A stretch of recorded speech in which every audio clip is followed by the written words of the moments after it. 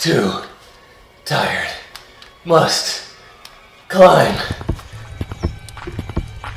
Too many gorillas. It's so good, bro. You're crazy now. Need to rest.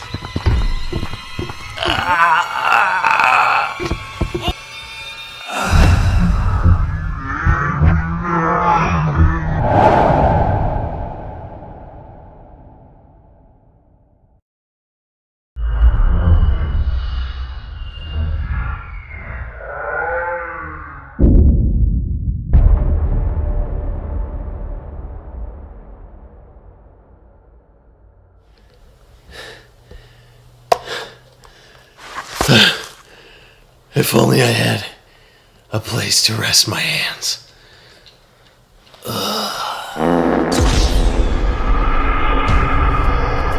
Introducing the Chameleon VR Controller Holster by Kimchi Studios. Give those tired arms a break while gaming and sculpting in VR. Slide in your favorite belt and you're ready to go. Its squishy tongue features a secure retention hook design that not only looks cute as hell, but helps secure your smartphone so you can always have it within arm's reach. Whether you have the original Oculus Rift controllers, the Metaquest 2 controllers, or the Metaquest 3, the Chameleon carries. Easily remove the tongue and feed your Chameleon your favorite snack. Hungry fella? Wait, what's that? I can't hear you. Energy boosted! When you're done, unbuckle and let it hold your controllers and phone on your desk. Don't wait, adopt a Chameleon today. Welcome back to Kimchi Studios, where we make fine art here on this channel. I'm talking 3D printable sculptures, gadgets, and other junk that you need. Links to all of my art and 3D printables in the description below. A few years ago, when I knew nothing about CAD or 3D modeling, VR sculpting, or anything for that matter, I fought my way tooth and nail through many errors and late night struggle sessions, trying to figure out how to make shapes and to get a design popped out onto my 3D printer. I'm talking about my original Metaquest 2 VR controller holsters. This was a hip holster that had two pieces that were screwed together, and you could adjust the angle that they sat at with the retention clips. And to be honest, it turned out way better than I ever expected. I put it up on Etsy and now on Colts 3D, and people bought the 3D printed copies, and some people even downloaded it and printed themselves and gave me feedback. And the feedback was surprisingly good. But most importantly, it proved to myself that I was right all along. I could design something, and I was right to have listened to my intuition after nearly 40 years of ignoring it. I could make things, and that is my main message here on this channel for you. If I can do it at this age, if I can figure it out, so can you. So there's no use in delaying your creative potential. If it keeps whispering to you, paint something, draw something, make a 3D printable, do it! Now I have released the updated version of the controller holster that's not only superior, but infinitely cuter. Aww. Not to mention it doubles as a very decorative desk piece. It would look great on any home office or at your gaming desk, or whatever you call it these days. And it also contains some hidden features that I'm going to explain in just a moment. And towards the end, I'm gonna go briefly over my 3D print settings. I'm not gonna get too into the weeds because everybody, every printer, every slicer can produce different results, the filaments, etc. But I am gonna go over what I like and kind of what I use for most of my prints. And one of the main reasons for doing this is because it does utilize both PLA and the squishier TPU. And TPU is a little bit different than PLA, so I will be going over those recommendations with you so that you can have the most successful prints faster and that you won't have to waste filament, because we know how expensive it can get. My bank account does.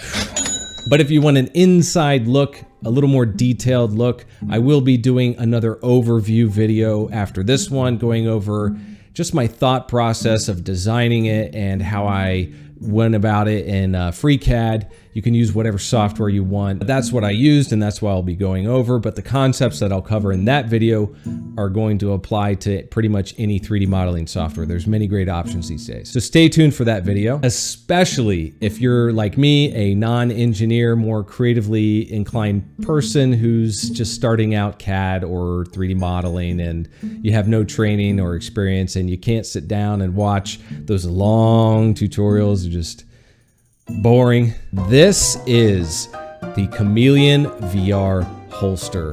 One holster to rule them all. It's printed in this beautiful multicolored Ender filament, PLA Plus, PLA Pro, whatever you want to call it. It is a very nice filament. You can use whatever you want. I also have the red squishy TPU tongue here that goes in very nicely, and it has this nice little hook that I designed inside of it so that it does not come out. And it goes on just like this. That easy. With all chameleons, you need to feed them, otherwise they will not last long. So make sure to feed it your smartphone. There it is, there's a retention. That is my favorite achievement of this, and with everything that I've ever tried to design, not all of them turn out great, but I do learn something, and I definitely learned a lot when designing this tongue, and I love combining the different filaments with this product. I was a little nervous at first. I didn't really know much about the material. I'm pretty satisfied with the way it turned out. Isn't it so cute? And like you saw in the intro to this video, you can put it on your desk and it can hold your phone. I think it looks great. Basically, the controllers are gonna go this way and this direction, and this is how it holds them up nicely. And when you're wearing it, it goes on like this. Oh no, shoot, that's backwards. When you're using it, it's going to look just like this. You pull them out, you put them back in, easy peasy, lemon squeezy. But when it's on your desk, it may fall out like this. If you want it more secure, you can just flip them over like this. And I think you really get that more chameleon-eyed look. Isn't that cool? Now, if you need this filament, this specific filament, it is a multicolored filament that is extremely strong. It has a soft touch, like a silky touch to it, but it's also very strong. I would say it's on the shinier end, and I highly recommend it. It is good quality stuff, and it didn't even break the bank. Link to that in the description, along with this beautiful, very, very strong, very squishy TPU filament. I'm gonna go over my settings on how I got it so squishy by maintaining the shape in just a minute. I can already hear you out there thinking to yourself, it's just a block with holes in it. and that's where you're wrong. You see, technically, your head is also just a block With holes in it. Not only is it a block with holes in it, but these holes were fine-tuned. After over a year of scientific tests and millions of dollars of funding in Minecraft, it holds the controllers of each generation of Metaquest and Oculus controllers very nicely. As far as we know. I'm talking the original Oculus Rift controllers, which you see here, and the Metaquest series, specifically targeting the Metaquest 2 and the 3. The Metaquest 2 controllers fit at just the right angle, and as far as we have tested, it does fit the Metaquest 3.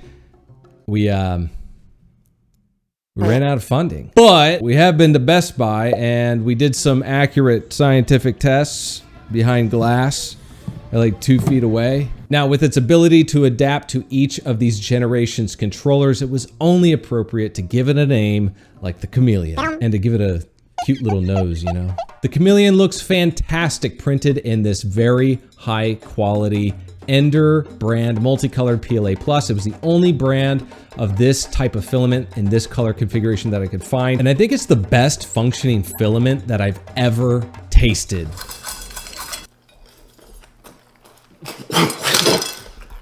And it really brings out that chameleon feel.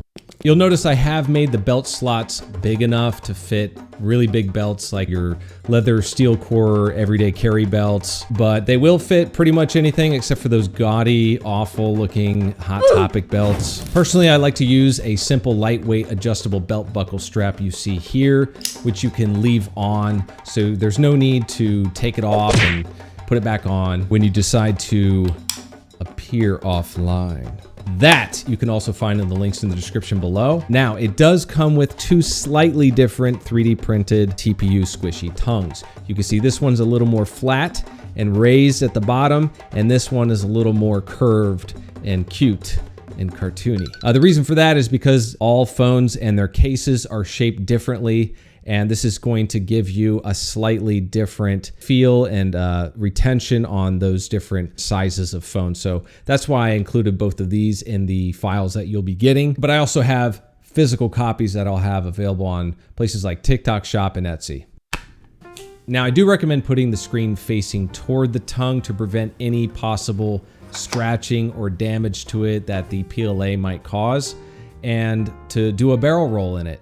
in your living room in front of other people, just to see if it stays there. The hidden feature of this holster is you can remove the tongue completely, and instead of feeding it your $1,000 smartphone, you can feed it your favorite bag of chips or gummies. That's right, the Chameleon VR holster can turn you into that animated marsupial you've always wanted to be.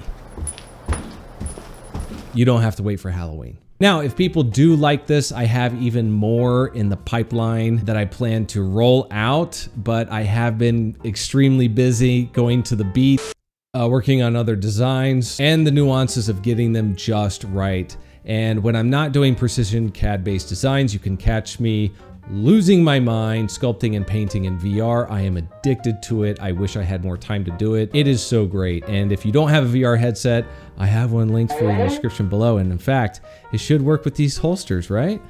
It's a win-win. There are so many great apps coming out these days that are geared towards VR users. Things like ShapeLab, Adobe Substance 3D, Coden, and Vermilion. There's so many great apps. I think Vermilion even has its standalone version on the Quest 3. Check it out. These apps turn someone like me, who I thought I could never create art or sculpture, into a 3D printing, puzzle solving addict. To help me with my addiction, you can check out my 3D printables on places like Colts 3D, The Gumroad, and you can get access to some of my 3D printables that I authorize you to sell physical copies of, as long as you're an active member of my Patreon. Everybody gets a front row seat there. But wait, there's more to this holster. If you have your smartphone plugged into the mouth, most modern smartphone cameras will clear just above the front block, allowing all you VR gamers and streamers to record your hand movements to make your setup a little more interesting. You can even use it to film your dog walk. You can turn yourself into your own little body cam. Sir, I'm gonna need you to step out, turn around, and come out with your back towards me. Show me your hands. I said show me your hands. Put the peanut butter down. Sir, put the peanut butter down now. I said put the peanut butter down. Put it down. And like I said, I do have a limited number of physical copies. I always try to get the best quality prints out there, and I'm running very low on resources. Give me money. They will be available for a limited time. We'll just see how things go. Show me a like, subscribe, stick around for a while, and while you're here, share this with your virtual reality friends, and eventually we can hit that internet glass ceiling together. I mean, sky's the limit. The term starving artist is real. I feel it. Now, I promise to go over a few of my 3D printing settings if you're going to download this and print this in your own home, but I do need to put a disclaimer out there. Whenever I share my settings for anything or any technical details, one of two things happen. Number one, I get Sonic and Thomas the Train fans showing up telling me how I'm wrong. And B, they always appeal to authority. Remember, this is Kimchi Studios, not Kimchi Labs. And you're a grown-ass adult, so, I mean, it's really up to you. You gotta figure it out. You gotta do your homework. There's all kinds of different slicers and nozzles and printers and all kinds of good days and bad days and the humidity and blah, blah, blah, blah. So you need to go figure that out. You know, get to know your machine, take it out on a date and find out its hobbies, its favorite food. And oftentimes the quality of the PLA that you buy matters, which is why I recommend what I used to make this. I mean, look how great that looks. That will determine a lot of your success, as well as a few of these settings. Now, I like to print mine hot. 60 degrees Celsius for the build plate and about 215 to 230 for the filament. It depends. I also recommend changing your nozzles often. That is something that I learned recently that I had no idea I had to do on a regular basis, especially if you get those cheap ones that I prefer. I don't mind swapping them out. They're cheap. So definitely check your nozzle. If you're getting inconsistent prints and you're doing everything else right, you might need to just swap the nozzle. So in order to get a clean build plate, I do recommend that you wash your build plate every so often. I like to use Dawn dish soap and very hot water, and I like to get it nice and dry. I get that thing clean. I don't use alcohol or anything like that, just good old-fashioned soap and water. I get it nice and dry, and then I plop that thing down. One of the settings I highly recommend is to create a draft shield. This is gonna create a small little wall around your print, and it's going to help keep the heat trapped inside, which is especially helpful for these more rectangular edged designs like this one. I just use it for everything now. It doesn't even use that much filament, and it doesn't really add that much time. If you're still having trouble, I highly recommend using a brim that adds a little bit of an outer edge, and you can just peel it off at the end. Keep in mind though, it does create sharper edges, so you might need to sand that down if that's an issue for you. For me, I generally don't have a problem, except that one time when I removed one from a Batman helmet and the PLA went all the way down to the nail bed. Yeah. That took a couple months to come out. I generally use a 0.4 millimeter nozzle to get my prints done. However, I have them on the 0.3 millimeter layer height in the slicer. That seems to work pretty good, and it cuts down on a little bit of time. I don't have the time to explain the physics to you. There's so many new developments and it's hard to keep up with all of them. So go out there, go find some great channels that'll help you with that. Also, you need to know, I like to start my first layer with 10 millimeters per second. I go very, very slow to make sure I can watch it, get a good, successful first layer. Slower is often better when it comes to adhesion. After that, it depends on the model and all the supports that are involved. But some people like to go really, really fast. And look, we are all hoping for that day, but it's not quite here yet. So if you're still having issues, you might need to slow down your print. And that's one thing that I always do, and I've always had more success when I slow down that first initial layer. Not to mention when I look at the first layer and it's printing very slow and it's just melting onto that build plate, it's like a meditative moment. It's a little zen. And one more thing, everybody always recommends this in the 3D printing sphere. After you level your build plate, even if you do it manually or with automatic leveling, which is fantastic, I highly recommend it. If you need a new printer that has those features, link in the description below. I'm using Elegoo printers that have that feature. It's worked out fantastic. It's so much better than manually adjusting. So after leveling, you're going to need to take a look and make sure that if you're using PLA, it's getting squished onto that build plate just right. If it's too far away, it's not going to do it. And you need to adjust it by at least 0.01 millimeters, either away or closer to it, okay? You need to be very careful. Don't go too much. You might scratch your build plate like I always do. No, God, please, no! And the tips for printing the squishy filament that I was originally afraid to, but I love it now. The major recommendations I have are the same as with printing with PLA, but this is a different type of filament. You generally have to go a little bit hotter, so the 220 to 230 Celsius realm seems to work well for me. And you need to slow down your print. It needs to go like 20 millimeters a second to 40. That's where I've had a lot of success. But generally, all the other recommendations are still in place, the draft shield and all that. I was mentioning the Z-axis, you need to adjust that. With the TPU, it doesn't like to be squished as much as the PLA. So you do need to go in and take a look and probably move it away from the build plate by 0.01 millimeters. That's all I usually do. It's just, if I'm using PLA, I go down back to the normal. If I'm using TPU, I move it away from the build plate. That's it. Stay tuned for that next video where I'm going to go into, my creative thought process and kind of the metaphysical details of how I come up with concepts and how I go about it in CAD. Make sure to stay tuned to this channel where we're going to talk about the ins, the outs, the ups and the downs, and the piles of burned money on this exciting hobby. Again, links in the description for everything. Follow me everywhere. I'm always posting on TikTok. I post on TikTok a lot more than I do on YouTube because it's just a lot easier. So until then, never give up. I gotta go feed this chameleon. See you later.